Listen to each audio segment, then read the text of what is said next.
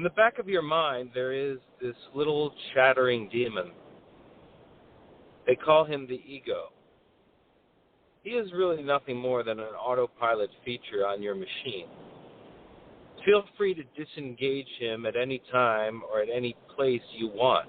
In fact, you should be disengaging him regularly, for he is the autopilot of your soul. He is the one that more or less keeps the physical body in decent shape when you are absent, when you are looking elsewhere, when you are thinking about other things. You put this ego in control. And though you may be pursuing lofty ideas with your mind while you have this ego in control, you are also identifying in many instances with what this ego decides and how this ego feels. And make no mistake, the ego has feelings.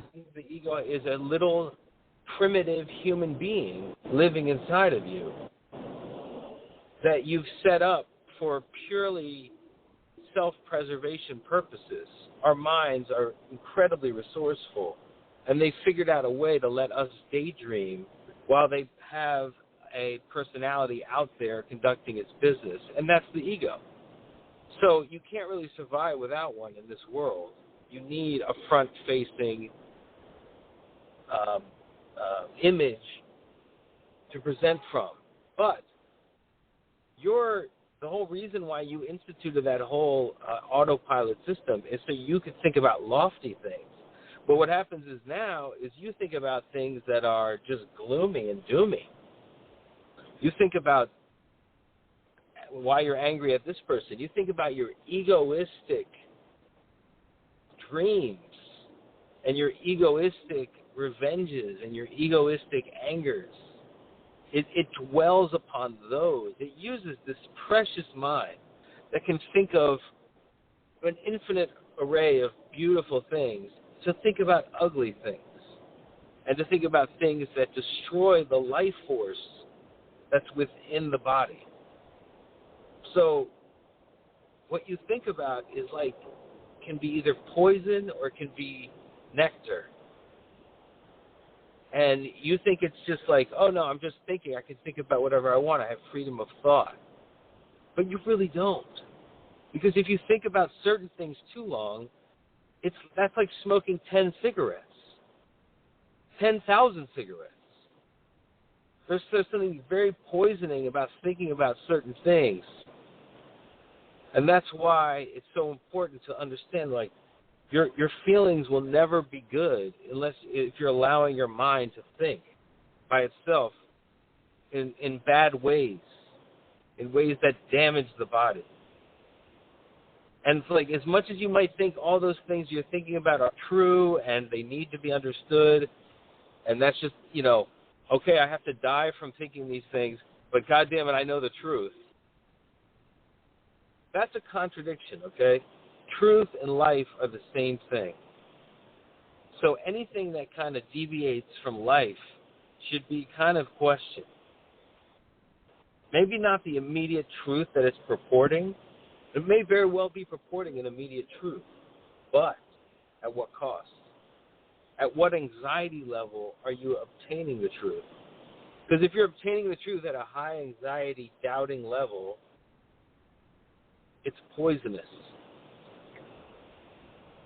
And that's the key to understanding how you ascend in this world. You can never ascend past your pay grade. It just can't happen. If you ascend past your pay grade, you are in actual hell. And that is what you're seeing a lot of people who become spiritual teachers, but they don't have the equipment to sustain the power that it gives them over the ego world. The ego world is a very seductive world. If you're successful in the ego world, you can completely forget about the spiritual world. I mean, it allows you to do that. For a little while, eventually it catches up to you in horrific ways.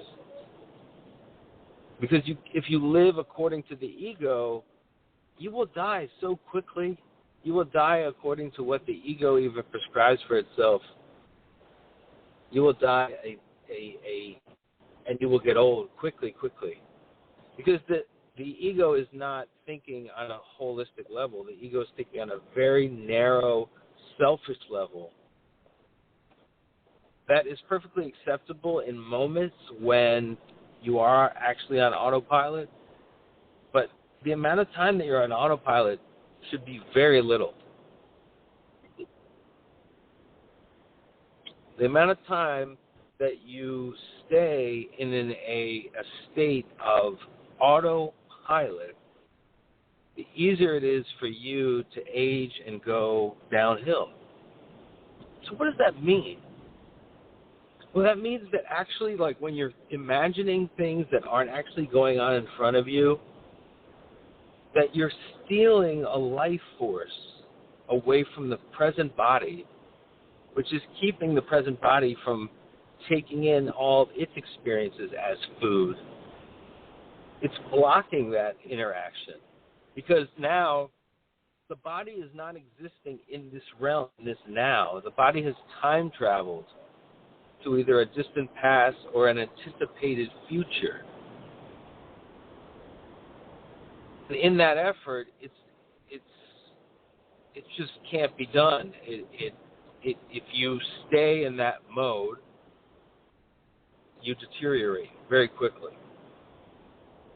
You cannot, all this talk about diet and things like that, it's very important that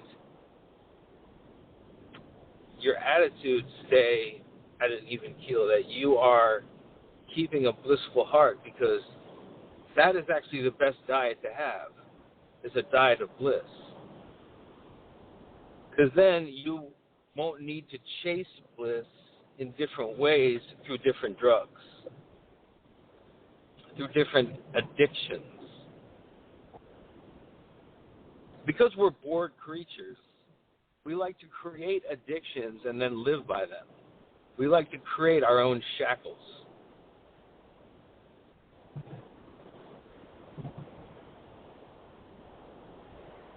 We like to make ourselves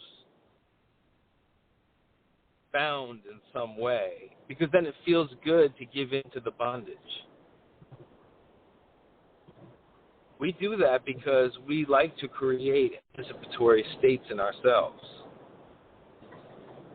And when we can control our own reward system, you can understand we're animals, especially the egoistic animal. The egoistic animal must stay completely focused on itself and must think in the most narrow way, that it often will think itself into some serious bad shit. There's no moral compass in the ego. That's the main problem with it. The ego doesn't give a fuck. The ego will take whatever it wants. It will steal. It will lie. And then it'll leave you to justify the lying and the stealing. And you didn't do that. That was the ego. But you think it's you. You scold yourself as though it's you. You think you have some kind of control over your ego. You don't. Because as long as you stay off to the side, thinking to yourself instead of letting the ego, it's basically thinking, not at all, thinking about random stuff, letting your mind just wander and wander while the ego is in control. After a while, you start identifying, you start feeling what the ego is feeling. And the ego is a sad creature. It's a sad version of humanity. It's the most selfish version that you can think of. And it's an extreme turn-off to other people. Every people are like, oh, I don't like his ego. He's got a huge ego. That means like your selfishness is showing. Your vanity is showing.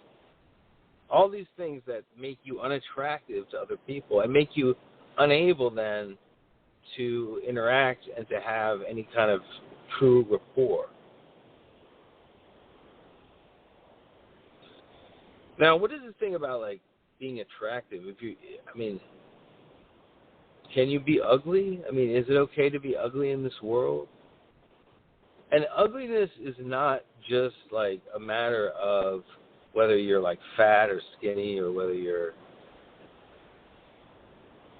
have certain facial features. Your ugliness is a sum total of your duplicity. Your ugliness is your sum total of lying.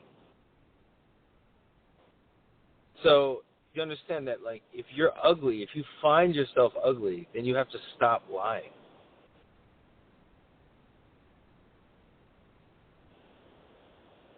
The more you lie, the uglier you become. The bigger your nose grows, the bigger your ears grow. It's true. It's like some Pinocchio shit. It can be reversed, but the more you lie, the more you turn into a lying demon, which is basically like a fountain of misinformation. So be very careful when you decide to lie casually for no reason, just to, like, get out of a situation. There's no reason to do it.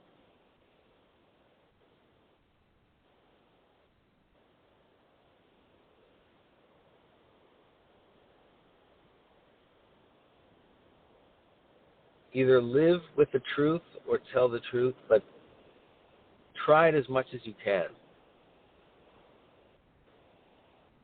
It's important, and you wouldn't think it would be. I mean, what does it matter, right, to us materialists? What's truth, what's a lie? But you can see the damage that, like, certain lies can do.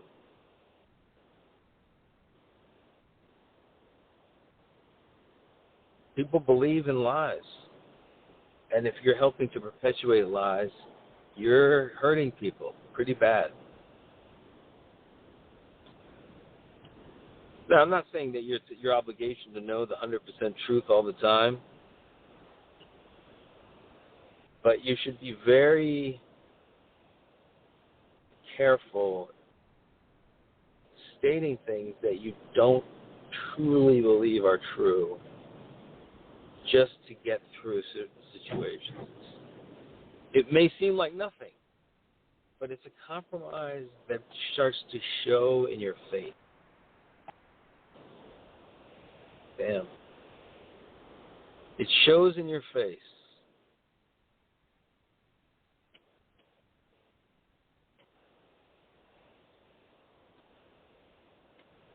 And makes you ugly.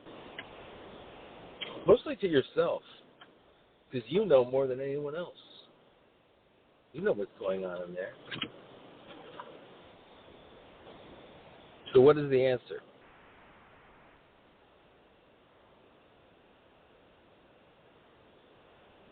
When you find that chattering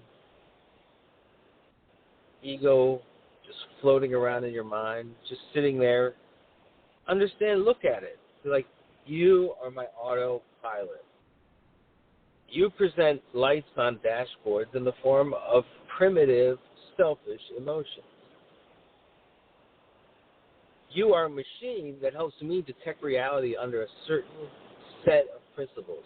How does it impact my physical being and my sense of self on the egoistic level, on the most egoistic level? Who knew that the ego would be so protective mentally of its space? When that one little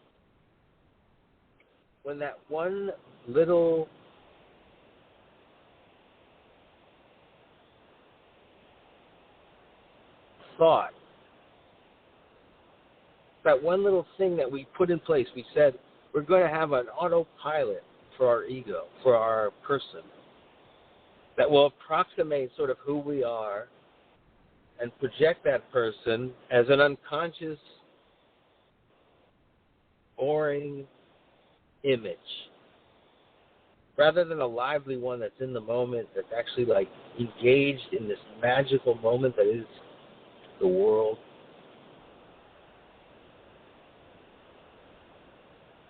No, it's just this removed, spaced out, bored, can't fucking talk anymore, just wants to like do something.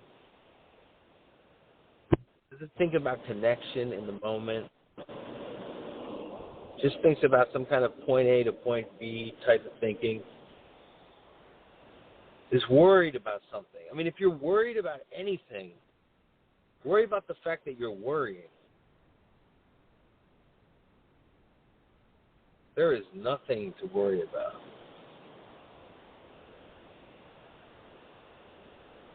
Everything will be all right. And one surefire way of making sure things don't go all right is to worry about them. In fact, if they could do a scientific study, they'd probably find that the more you worried about something, the more likely you made it to happen. And that's absolutely true. That's the problem with all these visualization techniques that people try to tout in the literature. All these pseudo-occultists being like, well, the secret, you just think of what you want, and there is truth to that. Because what's in your mind becomes what's in your reality. So what do you want your reality to be? Put that in your mind. So that works, right? So it works in the reverse, too. When you're worrying about something, that puts that in your brain. And then that becomes the reality. Not only when it comes, but before, for weeks and weeks and weeks. Sometimes it's more of a reality because you're thinking about it more than you ever would have thought about it if you had just let yourself encounter it and deal with it. And you would have been much better equipped to deal with it because you wouldn't have destroyed yourself for weeks and weeks and weeks thinking about it. You will be extremely ready to do it. So,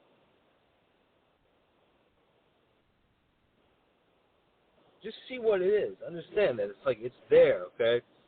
The minute you take your attention away from this moment to focus on some other thinking, some reading a book, some watching entertainment, you're just taking away from this moment, right? You're declaring this moment bullshit, and now you can just turn on the TV and kill time while this moment is going on.